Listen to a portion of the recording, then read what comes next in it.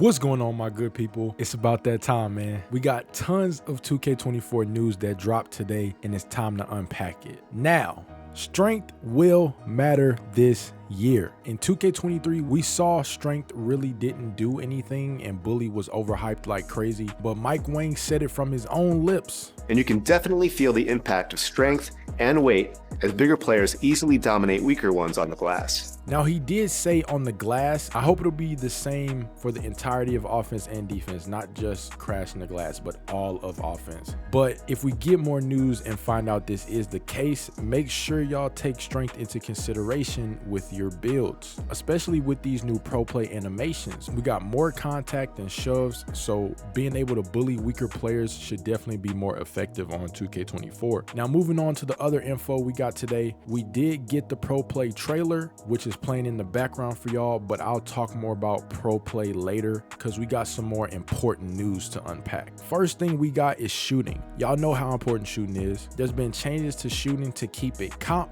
but also make it easier in certain areas of the game. And yes, green or miss is making a return, but there's a twist. And on top of the twist, the dunk meter is now green or miss. Mike Wang did say on higher difficulty, so I'd assume that means the city since it's comp, but I guess we'll have to see about the dunk meter in the city.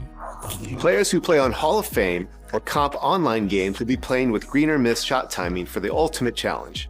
But team control modes will see more forgiving shot timing, so you won't have to memorize every single player's release to the exact frame to find success. Meter dunks are green or miss on higher difficulty levels now, so you have to be precise to finish off the play. Now, I do like this change to the shooting. The green or miss and play now wasn't really an issue for me, but this still makes it easier for the play now folks. Now, Mike did say that shooting is more forgiving for team control modes. So is my team included in this, or is my team gonna have green or miss? Because like I would consider my team to be comp, but not everybody does. Like they think it's more so of like one of those fun game modes. But you know, we do have the 250K tournament every year with that. So, you know, I would assume that it's comp, but I guess we'll have to wait for confirmation about that. Shot time and release time has been changed to something new called shot timing visual cue. The shot timing release time setting from NBA 2K23 has been converted to a new setting called shot timing visual cue. Now you can set your desired release point based on whatever animation cue works best for you. This makes it much easier to play with players and teams you're not as familiar with. Now, one thing I do want to know with the shot time and visual cue is, do you have to set this for every new jump shot animation? So, you know, being in the jump shot creator, for example, or will the cue be the same no matter the animation? Because it is an entirely new jump shot. So, you know, different jump shots have different cues. So I'm just wondering how that's going to work. Now for regular play now, again, how would this work? Because everybody's jump shot is different. So just like, how do you set the jump shot cue, you know, between park and also like regular stuff like play now? Then Mike did go on to tell us more about layups with the shot meter and some more offensive stuff. Advanced layups like floaters, reverses, euros, hop steps, and scoops are much more effective this year. And I'd encourage everyone to try out layup timing. It's much more forgiving for high percentage layups and also gives you the ability to finish tough circus layups in traffic if you can master it. For dunkers in New Gen, you can now force rim hangs from any two-hand dunk by simply keeping the sprint trigger held when the dunker grabs the rim. Down on the pro stick will give you flashy dunks, and up-down or down-up double throws will let you attempt contact dunks in traffic with the dunk meter. Bigs are going to have a lot of fun dominating in the paint in NBA 2K24. You can now branch out of any offensive rebound to a putback attempt by simply pressing the shot button after the catch. Post fades and hop shots are also really effective shots for post players, and you can definitely feel the impact of strength and weight as bigger players easily dominate weaker ones on the glass. Next up, Mike talked to us about the dribbling. This year we have dribble breakdowns, which are signature size ups we can use to create separation. And there's two different versions. We got regular and we got aggressive breakdowns. Shooting has been customized and improved for all various modes, difficulties, and player skill levels. But in order to get high percentage shots, you need to know how to create separation off the dribble. One of my favorite elements in NBA 2K24 is the dribble breakdowns. Each player has two versions. Regular breakdowns are done by flicking up on the right analog stick, and aggressive breakdowns are done by flicking up with sprint held.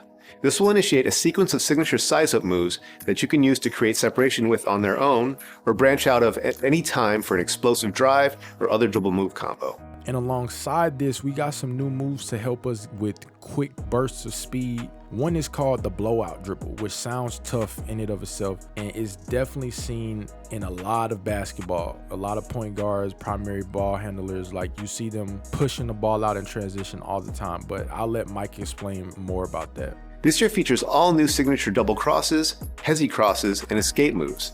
Another major addition is the blowout dribble. Tapping the sprint trigger while moving will give you a quick burst of speed where the ball handler pushes the ball ahead to get out quickly on the break. In the front court, tapping sprint will give you a quick change of pace to quickly blow by defenders. Adrenaline boosts are also coming back, but they've been revamped. Adrenaline boosts are back, but have been redesigned to make both offense and defense more skill-based. On offense, boosts are no longer lost when pulling off dribble combos or moving short distances. This gives dribblers much more freedom to create off the bounce. But boosts will disappear every time the on-ball defender can bump the ball handler on a drive attempt. Losing adrenaline won't feel like moving in mud like last year, but it will heavily impact shooting attributes. So if a good defender can bump the dribbler 2 or 3 times in a single possession, they'll have a really tough time scoring if they do manage to get free. So once we get our hands on 2K24, we'll get a chance to test out the new revamped adrenaline boost and see how they actually perform in game. But they've also added more jukes and speed boosts for when you're playing off the ball to try to get yourself open. And I really like that concept. I shoot the ball a lot, I spot up a lot. So, I'm always trying to run around and get myself open. When I heard this idea in the video, I instantly started thinking about Steph Curry trying to get himself open. So it'll definitely be interesting to see how that is when we actually get our hands on the game. Creating your own shot off the dribble isn't the only way to get good shots. Knowing how to operate away from the ball is just as important. NBA 2K24 features new right analog stick jukes and other quick explosive moves to free yourself up for a shot. Tapping the sprint trigger will also give you a huge burst of speed to find open spots on the floor for spot-up jumpers or easy rim runs for dunks. Now, defense sounds like it has gotten some huge improvements, man. One of the biggest fixes is the defensive responsiveness and less sliding. Thank you, Mike. Because I can't tell you how many times I just got dragged out of a play, or I'd barely flick the stick and my player is just still moving. So that was super important. And I'll let Mike tell y'all about the rest with defense. Defensive movement has improved on many fronts, with better responsiveness and less sliding. This helps defenders get where they need to be, and with the improved body-up system, ball handlers will have a tough time getting free against great defenders. The improved contact can also be felt in the paint. Big defensive anchors will have a much easier time putting a body on shooters at the rim and forcing tough shots. Directional steals are also back. You need to reach with the correct hand closest to the ball and avoid reaching across the body to maximize success and avoid foul calls. You can also use directional steals to play passing lanes by flicking the right stick in the correct direction to get your hand in the way and deflect the pass. We also got some improvements to the contest system. This year, there's more of an emphasis on body placement instead of just hand location. And of course, with that, you have penalties, of course, based on placement, you closing out late, etc. And when it comes to contesting shots, it's important to be patient and wait for the correct time to jump.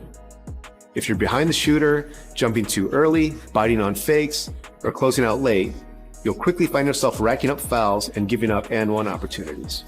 But going back to offense, there has been a change with takeovers. We no longer get to select our takeover when creating our builds. We choose what category of attributes we want to boost in-game in real time. And then when the takeover meter is activated, we get to choose from finishing, shooting, playmaking, defense/rebounding, or physicals. And if you wait for your double takeover, you get to choose 2. Now, I am wondering how much the attributes will be boosted, but I'm sure we'll find that out soon enough. They also gave us some information on the play calling system, but I'm not going to cover that. So if you're interested in that, you can check that out on the courtside report. I'll have that link down in the description. And wrapping things up with Pro Play, man, I think it's a huge W. If you don't know what Pro Play is, it's a new technology that allows real NBA game footage to be translated to in-game animations. So this opens the door to many new animations, and it makes the game much more realistic versus doing what 2K has previously been doing, which is the mocap. And if you don't know what mocap is. That's when they have